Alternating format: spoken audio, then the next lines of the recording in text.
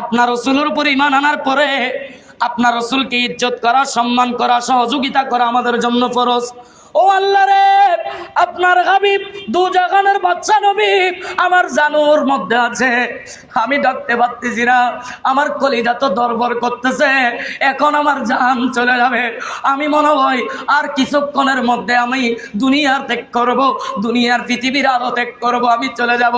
শোক একেবারে লাল, একেবারে হলুদ হয়ে গিয়েছে, বীজ মাথার উপর ফুটে গিয়েছে, সমস্ত অঙ্গ প্রত্যঙ্গ কালো হয়ে গিয়েছে।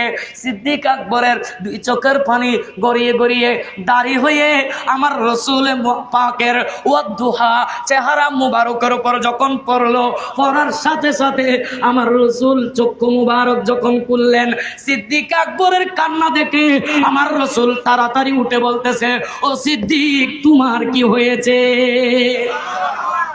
সিদ্দিক আকবর কথা বলতে পারতেছে না, ইশারা দিয়ে হাতও তুলতে পারতেছে না, বিশে হাতের সুর কমে গিয়েছে। ইশারা দিয়ে আমার রসুলকে বলতেছে, ইয়া রাসূলুল্লাহ, ফাঁয়ের দিকে ইশারা দিয়ে দেখিয়ে দিয়েছেন।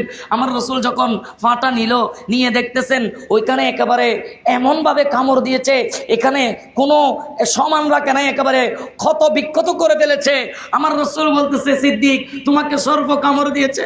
ইয়া রাসূলুল্লাহ, আমার মনে হচ্ছে আর বেশিক্ষণ সময় আমি থাকবো না, আমার কলিজা পর্যন্ত চুরমার হয়ে যাচ্ছে, ইয়া রাসূলুল্লাহর কষ্ট সহ্য করতে পারতেছি না।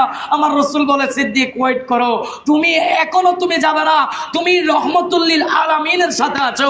আমার রসুল তো মুবারক লালা মুবারক নিয়ে সিদ্দিক আকবরকে যখন লাগিয়ে দিলেন, 2 মিনিট 3 মিনিট 4 মিনিট যেতে না যেতে সিদ্দিক আকবর বলতেছে, আল্লাহু আকবার, আল্লাহু আকবার, আল্লাহু আকবার, ইয়া রাসূল